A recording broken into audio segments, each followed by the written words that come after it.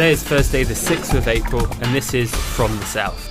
Riot police violently clashed with demonstrators during this Thursday's national strike that brought Buenos Aires to a standstill. President Mauricio Macri complained about the strikers before kicking off the Latin American edition of the World's Economic Forum in the country. This is the first nationwide general strike since right-wing Macri took office and was called to protest his government's austerity and neoliberal shock therapy on the economy. Ecuador's winning and also incumbent political party called on Wednesday for an immediate recount of Sunday's election. The results have been contested by the conservative challenger, Guillermo Lasso. The announcement by leaders of the Country Alliance party comes after 10 days and nights of protests from Lasso's supporters. The severe mudslide which struck Colombia last Friday killed at least 300 people, including 100 children. Over 310 people still remain missing. Late on Wednesday, officials announced a probe to determine whether town authorities had planned adequately for the natural disaster and correctly enforced building regulations. Roberto Beristain, the husband of a Trump supporter, has been deported back to Mexico from the United States. Beristain, who had been living in the United States since he was 20, was deported to Juarez City, where he has no family connections.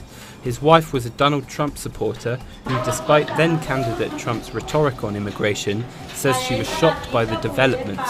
Beristain's family said they thought immigrants without a criminal record would be safe. Sweden's King Carl Gustaf and his wife Queen Sylvia wrapped up their official visit to Brazil by meeting with President Michel Temer in Brasilia.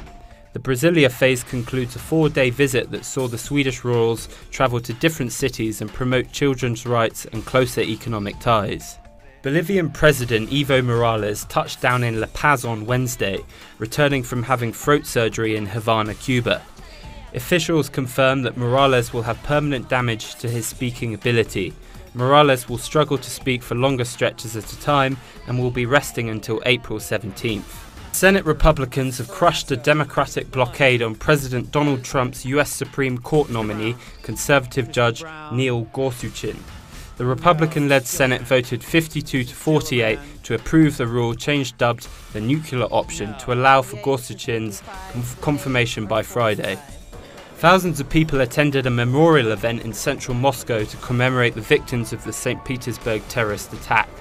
The suicide bombing on Monday killed 14 people and injured dozens more.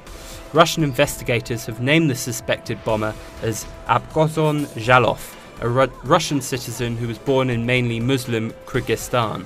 The Yemeni National Army, backed by Saudi Arabia, has made gains in recent days in the battle for Taiz, the northwest of Yemen. The conflict between forces loyal to Yemeni President Abdurabu Mansur Hadi and the Houthis, allied to former President Ali Abdullah Saleh, has claimed the lives of over 10,000 civilians. An attempt by a Cuban cyclist seeking to break the world record for the tallest bike ride fails to get off the ground.